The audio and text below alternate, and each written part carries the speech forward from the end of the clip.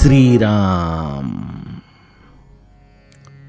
आपल्या सर्वांच्या हृदयस्थ वसणाऱ्या आत्मारामास साष्टांग प्रणिपात करून गोस्वामी तुलसीदास रचित श्री रामचरितमानस या ग्रंथातील जो द्वितीय सोपान अयोध्याकांड याचं आपण चिंतन करत आहोत. सज्जन हो, हे आपलाच कथा चिंतन क्रमांक 626. आपण गेल्या चिंतन प्रवाहामध्ये या चित्रकूट पर्वतावर प्रभू रामचंद्रांच्या या आश्रमात जेव्हा वसिष्ठ मुनी, पत्नी समवेत आणि इतर सर्व ब्राह्मण वृंद, त्याचबरोबर जे अयोध्येचे प्रमुख लोक होती, ती सर्व जण जेव्हा दाखल झाली, तेव्हा सीताजींनी आपल्या सासवांना पाहताच त्यांच्या मनामध्ये एक दुःखाचा लोट निर्माण झाला. सासवांचा असलेला तो अमंगल वेश, त्यांच्या चेहऱ्यावर असलेलं दुःखाचं सावट बरंच काही सांगून जात होतं. आणि जेव्हा वसिष्ठ मुनींनी ती वार्ता सर्वांना सांगितली, परंतु सांगण्याची पद्धत देखील गोस्वामीजींनी आपल्याला अत्यंत सूक्ष्म पद्धतीने तिथं चौपायांमध्ये रचून दिली की सर्वप्रथम वसिष्ठांनी मनाची तयारी करून घेतली. या प्रपंचाचं दुःख केवळ ज्ञानाच्या आधारानेच दूर होऊ शकतं. हे विश्व माईक आहे आणि त्यामुळं इथं निर्माण होणारा जीव हा आपापल्या गतीने जाणार, ही जाणीव त्यांनी सर्वांना करून दिली. आणि मग दशरथांच्या निधनाची वार्ता तिथं उपस्थित असलेल्या सर्वांना सांगितली.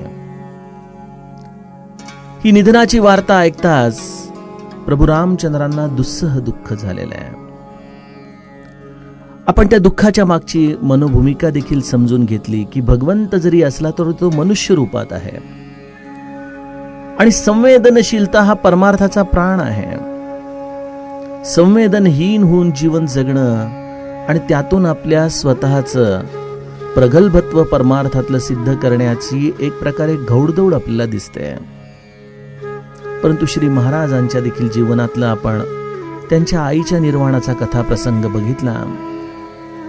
संत त्या त्या स्थितीमध्ये अत्यंत सहज पद्धतीने जगलेले आहेत. त्यांच्या मनातल्या भावभावनांना त्यांनी अत्यंत सहजतेने वाट मोकळी करून दिलेली आहे. तत्पश्चात प्रभू रामचंद्रांना शांत करून वसिष्ठ त्यांना स्नान केल्याच्या पश्चात काहीतरी खाण्याची देखील विनंती करतात. निदान काहीतरी जल घ्यावं अशी त्यांची अपेक्षा असते.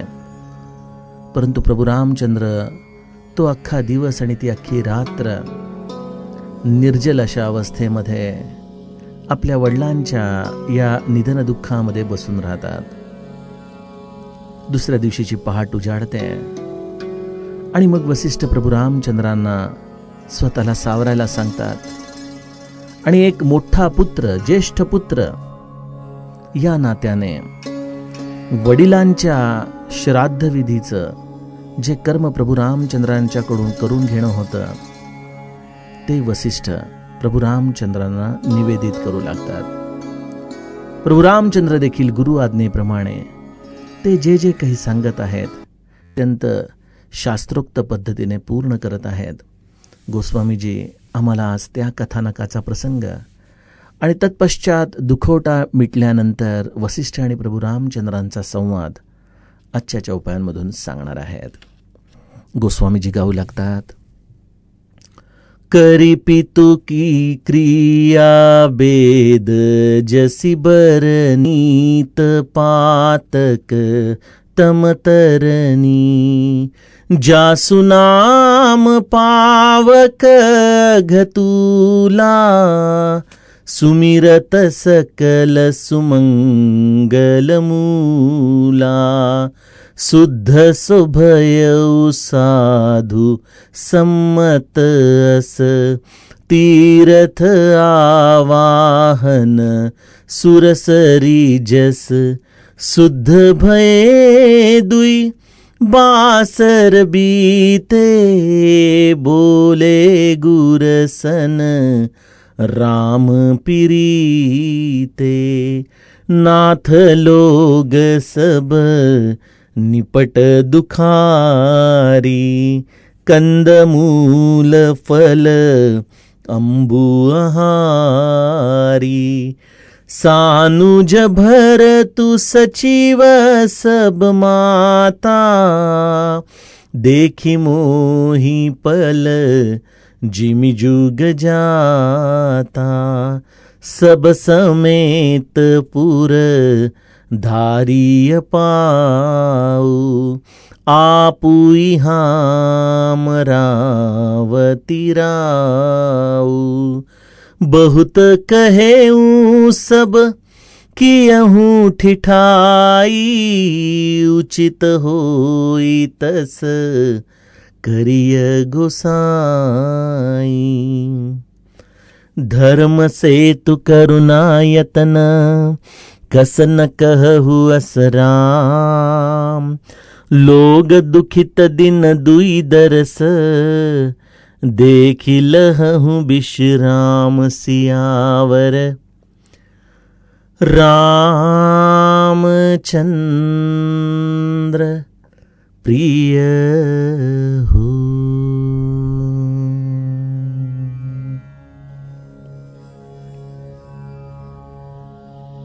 सज्जनो, हे भगवंताचं मनुष्य रूप आहे आणि त्यामुळं मनुष्य देहाच्या आधाराने ज्या काही क्रिया त्या मनुष्य धर्मामध्ये करणं अपेक्षित असतं, त्या सर्वांचं पालन भगवंत गुरु आज्ञेच्या आधाराने अत्यंत शास्त्रोक्त पद्धतीने करतोय. प्रभू रामचंद्रांनी जेव्हा त्यांच्या वडिलांच्या निधनाची वार्ता वसिष्ठांच्या द्वारे ऐकली, त्याच्या दुसऱ्या दिवशी सकाळीच आपल्या वडिलांचा सर्व श्राद्ध विधी या मंदाकिनी नदीच्या किनाऱ्याजवळ आपल्या गुरूंच्या मार्गदर्शनाखाली पूर्ण केलेला आहे.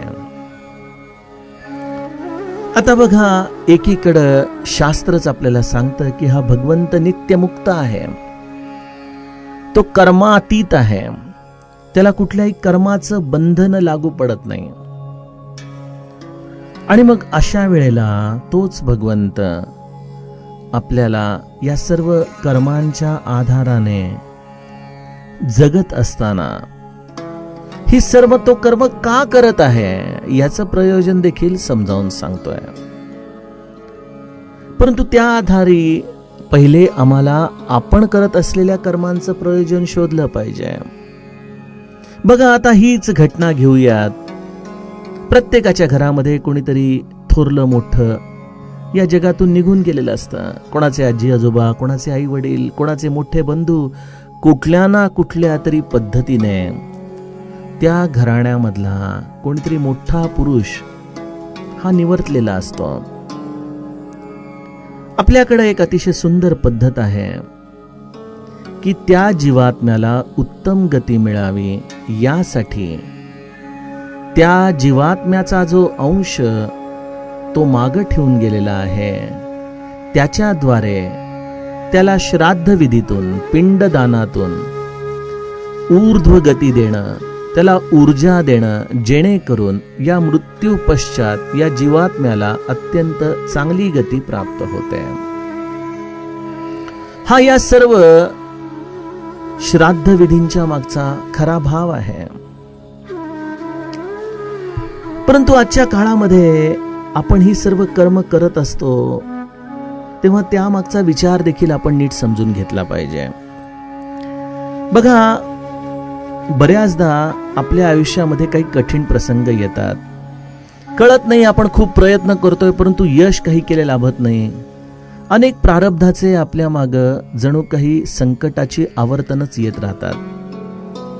मग शेवटी शिकला सवरलेला मनुष्य देखील विचार करतो की नेमकं नशिबामध्ये काय लिहून ठेवलंय बाबा. ज्योतिष विद्येबद्दल मला आदर आहेच, ती एक मार्गदर्शक अशी ज्ञानाची शाखा आहे. परंतु लोक त्यावरतीच सर्वस्व आपलं विसंबून ठेवतात, यासाठी मात्र निश्चितच माझा विरोध आहे. मग अशा एखाद्या ज्योतिषाच्याकडं ते जेव्हा आपली सर्व पत्रिका घेऊन जातात, तेव्हा साधारणपणे एक बहुतांश लोकांना विधी सांगण्यात येतो की अहो, तुमच्या घराण्यामध्ये पितृदोष आहे, मातृदोष आहे. तुम्ही आपल्या घरातल्या कुठल्या तरी ज्येष्ठ व्यक्तीचे सर्व विधी व्यवस्थित केलेले नाहीत, त्याला उत्तम गती मिळालेली नाही, त्याची हाय हाय कदाचित या सर्व तुमच्या जीवनामध्ये तुम्हाला भोगावी लागते. मग काय, हे आपल्याला कळताच. अनेक लोक, आता ती व्यक्ती कोण असेल, त्याची तारीख काय असेल, तिथी काय असेल माहित नाही. मग अशा वेळेला मातृगया हे जे स्थान आहे गुजरातमधलं, किंवा पितृगया जे बिहारमध्ये आहे, अशा ठिकाणी जाऊन या आपल्या घरातल्या सर्व असलेल्या पितरांना शांतता देण्याचं काम करतात. या मातृगयेवरून आठवलं, ही मातृगया म्हणजे कदम ऋषी आणि देवहूती. ही जी देवहूती होती, त्या कर्दमांची पत्नी, तिचा पुत्र म्हणजे प्रत्यक्ष कपिल, जे सांख्यशास्त्राचे जनक होते, ज्यांनी गंगासागर इथं समाधी घेतली, अशा या भगवंताच्या अवताराने, या पुत्राने आपल्या आईला तिथं ज्ञान दिलं. आणि या मातृगयेच्या ठिकाणी त्या आईला ज्ञानाच्या आधाराने पुत्राने मोक्ष मिळवून दिला. म्हणून या मातृगयेचं महत्व आहे. अर्थात याच्या मागे शास्त्र आहे. आजच्या कलियुगाच्या काळात बऱ्याच ठिकाणी याचा व्यवहार झालाय, तो गोष्ट वेगळी, परंतु निश्चितच यामागे एक शास्त्र आहे. आणि या गोष्टी आपल्या कर्मांमध्ये नेहमीच कुठल्या ना कुठल्या पद्धतीने थोडा अडथळा आणतात, याविषयी देखील माझ्या मनामध्ये शंका नाही. परंतु माझा मूळ प्रश्न इथं असा आहे की आपण ही कर्म का करतो? अगदी स्वतःशी प्रामाणिक होऊन आपण बोलावं की आपण आपल्या पितरांना चांगली गती मिळावी, ते चांगल्या लोकांमध्ये जावे, या हेतूने ही श्राद्ध कर्म करतो का बाबा त्या कर्माच्या कुठल्याही सावटामुळं माझं अहित होऊ नये या भीतीपोटी आपण ही कर्म करतो? याचा आपण जर प्रामाणिकपणे विचार केला तर बहुतांश लोक, शास्त्रामध्ये सांगितलं आहे आणि ते केलं असता आपलं सर्व चांगलं होतं, या एका साध्या भावनेतून या सर्व गोष्टी करत असतात. ही कर्म केली म्हणजे मनुष्याला आपण शुद्ध झाल्यासारखं वाटतं. किंबहुना जर त्याच्या कर्मातला अडथळा दूर झाला या सर्व गोष्टी केल्यानंतर, तर निश्चितपणे त्याच्यावरती असलेली कुठली तरी मानसिक सावटाची छाया दूर झाली, तो शुद्ध झाला, हे प्रमाणपत्र देखील आपल्याला घेता येऊ शकेल. मग इथं प्रभू रामचंद्रांनी अशा कुठल्या भीतीपायी स्वतःची शुद्धता व्हावी म्हणून हे श्राद्ध कर्म केलं, असा निष्कर्ष काढता येईल का? गोस्वामीजी आपल्याला प्रत्येक वेळेला आरसा दाखवतात की बाळांनो, तुम्ही स्वतः या प्रत्येक कर्माचा विचार करा आणि या प्रत्येक कर्माच्या पश्चात प्रभू रामचंद्रांच्या कृतीचं अवलोकन करा. प्रभू रामचंद्र मनुष्य रूपामध्ये येऊन जरी ते स्वतः या संवेदना अनुभवत असले, तरी हा मर्यादा पुरुषोत्तम मानवी जीवन कसं जगावं याचा जणू काही आपल्याला चालता बोलता धडा त्याच्या चरित्रातून देतोय. जो शिकला तो शिकला, अन्यथा ज्यांच्यासाठी हे केवळ लीला चरित्र आहे त्यांच्यासाठी ही एक कहाणी आहे. पण ज्याने रामाला आपल्या जीवनात उतरवलं ना सज्जनो, त्याने सर्व काही साधलं बर का.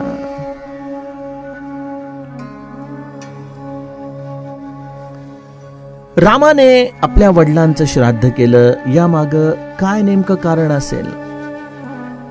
तो स्वतः शुद्ध होऊ इच्छित होता का? किंबहुना हा जो प्रभू रामचंद्रांचा देह आहे, हा काही आपल्यासारखा पंचमहाभौतिक देह आहे का? हा कर्माच्या आधाराने बांधलेला देह आहे का? यावरती आणखीन कोणाची सत्ता चालते का? अर्थातच या सर्व प्रश्नांची उत्तरं आपण प्रभू रामचंद्रांच्या प्रागट्य काळाचं जे निरूपण आहे, ज्यामध्ये भगवंत निज इच्छा निर्मित तनु माया गुण गो पार, निज इच्छा स्वतःच्या इच्छेने, आणि ती देखील पंचमहाभूतांचा आधार घेऊन नाही, निर्मित तनु माया गुण गो पार, हा मायेच्या पलीकडं, या त्रिगुणांच्या पलीकडं असलेला असा हा भगवंत आहे. तो नित्य शुद्धच आहे. मग इथे एक छोटा प्रश्न असा येऊ शकतो की अरे, तोच भगवंत माझ्या हृदयामध्ये आहे, मग मी देखील शुद्धच आहे, मला तरी या सर्व कर्मांची गरज आहे का? सज्जनो, आम्ही देखील भगवंतच आहोत, आम्ही देखील सिद्धच आहोत. परंतु पूज्य मोरारी बापूंच्या शब्दामध्ये हम सिद्ध तो है, जरूरत है शुद्ध होने की.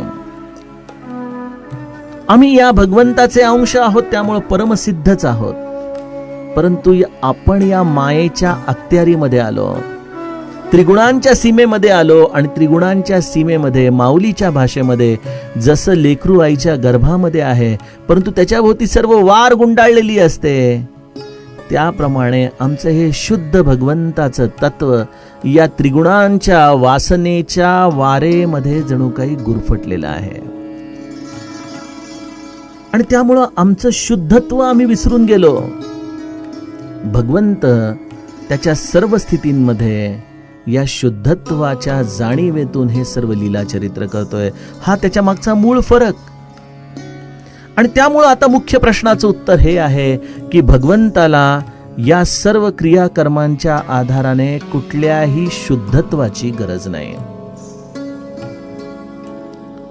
बरं, मग भगवंताने आपल्या वडिलांच्या सद्गतीसाठी हे कार्य केलं असं म्हणता येईल का?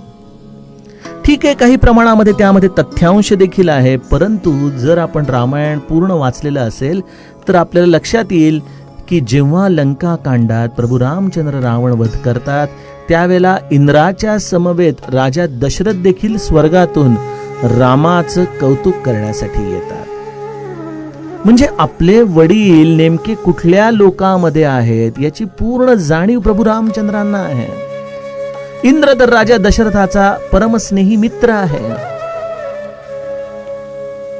आणि त्यानंतर प्रभू रामचंद्र आपल्या वडिलांची सर्व प्रकारे विचारपूस करून त्यांची सांत्वना करतात आणि मग ते आपल्या निजधामामध्ये वडिलांना पुढे घेऊन जातात. मग नेमका या विधीच्या आधाराने भगवंत आपल्याला या सर्व क्रिया शुद्धीचं महत्व सांगतोय, त्याच्या मागचा हेतू सांगतोय की यामध्ये आपल्या स्वतःच्या उन्नतीपेक्षाही त्या जीवाच्या ऊर्ध्वगतीसाठी हे सर्व करणं गरजेचं आहे. आणि त्याही पेक्षा प्रभू रामचंद्रांच्या या असलेल्या स्वरूपाविषयी जे आपण त्यांना लोकासी रूप न कळेचे मनुष्य वाटे, या रूपामध्ये त्यांना एक मनुष्य समजून बसलेलो आहोत, त्या आपल्या अज्ञानाला जणू काही गोस्वामीजी या चौपायांमधून स्वच्छ धुवून काढतायत की तो भगवंत आपल्यासारखा 2 हात 2 पायाचा, आपल्यासारखेच चेहरा डोळे भाव भावना असल्यासारखा आपल्याला वाटतोय, परंतु तो मनुष्य हा पंचमहाभूतिक नाही, तो मायेच्या अखत्यारीतला नाही. जसा सूर्य आणि अंधकार हे परस्पर विरोधी आहेत, जेव्हा सूर्योदय होतो त्याच क्षणी अंधकार हा आपोआप नाहीसा होतो, त्याला वेगळं काहीच करावं लागत नाही, त्याप्रमाणे स्वयंप्रकाशी परमात्मा आलेला आहे. तो आल्यानंतर कुठल्याही कर्माचा अंधकार हा त्याच्या अवतीभोवती राहूच शकत नाही. हे तर केवळ या लीला चरित्राच्या आधाराने भगवंताने श्राद्ध केलं आणि ते शुद्ध झाले. हा असा सर्व क्रिया शुद्धीचा उहापोह गोस्वामीजी आपल्या समोर ठेवतायत. यातून 2 आणखीन छोट्याशा गोष्टी सांगाव्याशा वाटतात. अनेक लोकांच्या मनामध्ये सूतक आणि आपल्या परमार्थाची उपासना याविषयी नेहमीच द्वंद्व चालतं. काही जणांचे मला बऱ्याचदा मेसेजेस देखील येतात की हो, आम्हाला सूतक लागलंय, मग आम्ही नामस्मरण करावं का? आम्ही एखादा ज्या ग्रंथाचं नित्य पाठ करतो तो पाठ आम्ही करावा का? सज्जनो, उपासना ही आपल्या स्वतःच्या आत्मोन्नतीसाठी आहे. मग तुम्ही कुळाचार, देवपूजा किंवा इतर काही धार्मिक कृत्य जी करत असाल त्या बाबतीमध्ये तुमच्या सूतकाची मर्यादा ठेवू शकता, परंतु नामस्मरण, तुमचा असलेला एखादा सुंदर नित्यपाठ, या सर्वाचं चिंतन गायन करण्यासाठी सूतक ही बिलकुल बांधिलकी असू शकत नाही. हे निश्चित आहे आणि याचं प्रमाणच आहे, कारण नाम म्हणजे प्रत्यक्ष भगवंत आहे. जर भगवंत सूर्यासारखा तेजस्वी आहे, ते मी नाम घेतोय म्हणजे माझ्या हृदयामध्ये देखील त्या सूर्याचं तेज घेऊन मी जगतोय. मग माझ्या अवतीभोवती या सूतकाचे तिमीर कसे टिकू शकतील बरं? आपला विश्वास कमी पडतो. आपण नामस्मरणाला देखील एक रिच्युअल समजतो. नाम हे नित्यमुक्त आहे, सर्व अवस्थांमध्ये घेण्यासारखं आहे. तुमच्या कुठल्याही अवस्थेमध्ये घेतलेलं नाम हे तुम्हाला तुमच्या जीवनामध्ये त्या परमात्म्याकडेच घेऊन जात असतं. माऊली म्हणती त्यामुळं निजवृत्ती काढी, सर्व माया तोडी, इंद्रिया सवडी लपू नको. या इंद्रिया सवडी आहेत आपल्या, की सूतक आहे, हे आहे, ते आहे.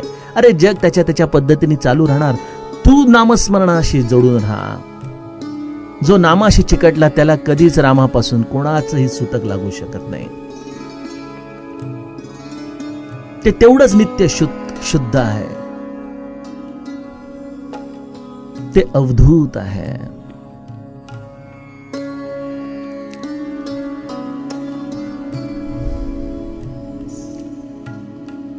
प्रभू रामचंद्रांनी या सर्व कर्मांना ज्या ज्या पद्धतीने वसिष्ठांनी त्यांना सांगितलं त्या पद्धतीने केलं. गोस्वामीजींनी प्रभू रामचंद्रांच्या शुद्धतेसाठी इथं 3 उपमा दिल्या. एक सूर्य आणि अंधकार, दुसरी पापरूपी कापूस आणि ठिणगी रूपी प्रभू रामचंद्रांचं असलेलं अस्तित्व. जशी एक ठिणगी कापसाच्या मोठ्या ढिगाऱ्याला देखील जाळून भस्मसात करते, त्याप्रमाणे जीवनामध्ये जरी पापाचे अनंत डोंगर असले तरी ते प्रभू रामचंद्रांच्या नामापुढं, त्यांच्या अस्तित्वापुढं कापसासारखे आहेत.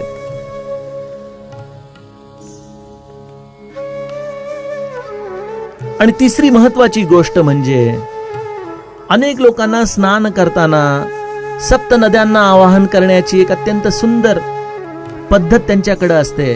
त्याच पद्धतीने आपल्या घरामध्ये हे करतो ते ठीक आहे, परंतु एखाद्या वेळेला कर्मधर्म संयोगाने ते गंगा मातेच्या पात्रेत उभं राहून स्नान करतायत आणि तिथं येऊन ते गंगा, सरस्वती या सर्वांना आवाहन करतायत, तर त्याची काही गरज आहे का? कारण ज्या शुद्धतेच्या पात्रामध्ये ते उभे आहेत तिथं आणखीन वेगळी शुद्धता कुठून आणायची? त्याप्रमाणे प्रभू रामचंद्र हे नित्य शुद्ध आहेत, नित्य स्वतंत्र आहेत. ते कुठल्याही कर्माच्या अनुषंगाने बांधलेले नाहीत, ना त्यांना या कर्माच्या आधाराने काही प्राप्त करायचंय. अशा नित्य शुद्ध, नित्य स्वतंत्र असलेल्या प्रभू रामचंद्रांनी हे कार्य केलंय. आपल्याकडं साधारणतः कुठली व्यक्ती गेल्यानंतर 12 दिवस हे सूतक असतं. आपण 10वा दिवस करतो, मग 12वा दिवस करतो, मग लोकांची तोंड गोड झाल्यानंतर हा दुखवटा संपून सर्वजण आपल्या पुन्हा प्रपंचाला लागतात. परंतु शास्त्रामध्ये प्रत्येकासाठीच हा 12 दिवसाचा कालावधी लिहिलेला नाही बरं का. असं म्हटलं जातं, अर्थात माझं यामधलं अध्ययन नक्कीच पूर्ण नाही, परंतु मी जे काही मानस पियुषकारांच्या संदर्भाने वाचलं त्याप्रमाणे ते असं म्हणतात की ज्या योग्यतेचा आत्मा निवर्तलेला आहे तितक्या कमी प्रमाणामध्ये सूतक हे तुमच्या आयुष्यामध्ये असतं.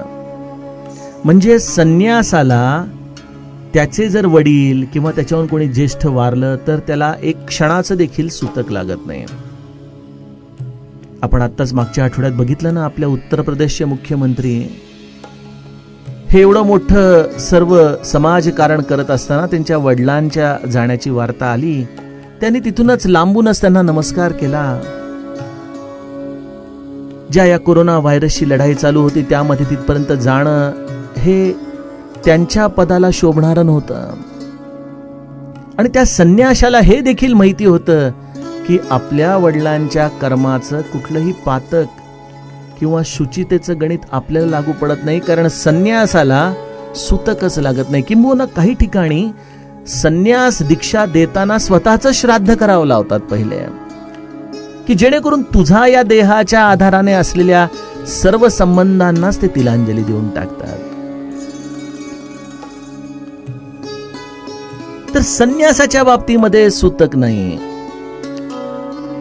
जे अगदी पुण्यात्मा आहेत त्यांच्या निकटवर्तीयांना 2 दिवसाचं सुतक आहे. आणि मग सामान्य जीवांना 10, 12 आणखीन पुढे काही ह्याच्यामध्ये धर्मांमध्ये 30 दिवसापर्यंत देखील सुतक जातं. आता इथं प्रभू रामचंद्रांनी ज्या क्षणी वसिष्ठांनी त्यांना सांगितलं की दशरथाचं निधन झालंय, तेव्हापासून त्यांनी आपला सुतक काळ मोजलाय. गोस्वामीजी म्हणतात, शुद्ध भय दुई बासर बीते, बोले गुरसन राम पिरीते. असं म्हटलं जातं की या सुतक काळामध्ये स्वाभाविकपणे काही संसाराच्या गोष्टी, काही व्यवहाराच्या गोष्टी बोलू नयेत.